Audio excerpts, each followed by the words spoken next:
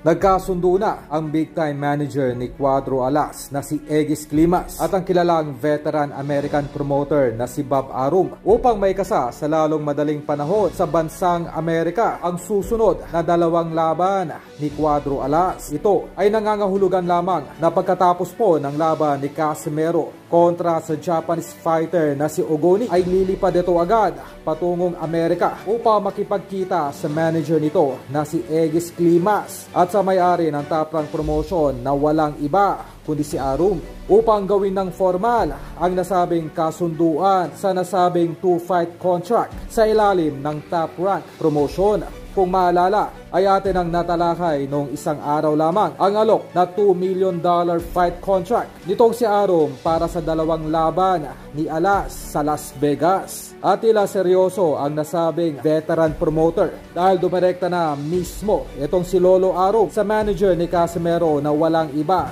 kundi si Climas. Para po sa kaalaman ng lahat ay may mutual agreement sa pagitan ng Japanese promoter at sa manager nitong si Casimero na kung saan pagdating sa lahat ng mga laban ni Casimero sa Asia ay walang ibang magpo-promote kundi ang boxing promotion lamang na pagmamay-ari ni Masayuki Ito. At kung pagdating naman sa mga magiging laban ni Alas sa labas ng Asia, halimbawa sa Amerika o maging sa Mexico, ay itong si Egis Climas naman ang siyang hahawak para kay Alas. At kaugnay nito ay kinansela na rin ni Lolo Arum ang second option sana ni Inoue na umakyat ng 126 sa susunod na taon upang labanan sana ang WBO featherweight champion na si Ramirez.